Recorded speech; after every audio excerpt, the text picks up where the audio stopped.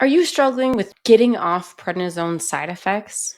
I know I personally struggled with many prednisone side effects, and getting off prednisone is a struggle all on its own. In fact, one prednisone warrior said, "Getting off this medication seems worse than taking it." And I agree, because some of those getting off side effects are truly horrible. So, what is really happening? The reason that getting off prednisone causes these horrible symptoms is because it's actually not just side effects, it's actually a syndrome. It's called the Prednisone Withdrawal Syndrome or steroid withdrawal syndrome. It's a constellation of symptoms that people experience while going through withdrawals. So when you're talking about getting off prednisone and having side effects, what you're really talking about is going through prednisone withdrawal. It's like somebody who is dependent on opioids or benzodiazepines, pain drugs, and anxiety drugs. They go through withdrawals, and prednisone can cause its own type of withdrawal. So, what are these side effects or the prednisone withdrawal symptoms? Well, in general, it kind of feels like you're getting the flu. Aside from the cough and cold symptoms, all the other body feelings that you get when you have the flu are kind of what it feels like to go through prednisone withdrawal. Things such as fatigue, just dramatic, exhausting fatigue, a loss of energy, hypoglycemia, which is low blood sugar, hypotonia, which is reduced strength, not feeling like you can do the strong things you're used to doing, nausea, muscle pain, and joint pain, sleep disturbances, and weight changes. People can either gain weight or lose weight. And so if you're going through any of these things, it's understandable. Prednisone has wrought a change in your body. In fact, prednisone mimics your body's naturally occurring hormone called cortisol. And cortisol affects up to 2/3 of your DNA. That means that going off of prednisone is different for every single person because every person's DNA is different.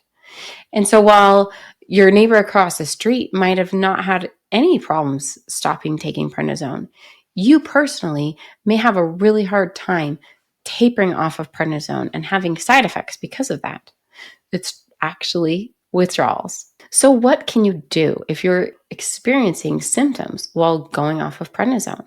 The first thing you need to do is talk to your doctor, because these symptoms I've described are very non-specific. That means they could be prednisone withdrawal, or they could be an actual infection coming on. And it's hard to tell because prednisone is making your symptoms of infections lower. So you want to rule out infection first. We don't want to have infection go untreated. Second, the true, real, only solution is to go back to the lowest dose where you didn't have these symptoms.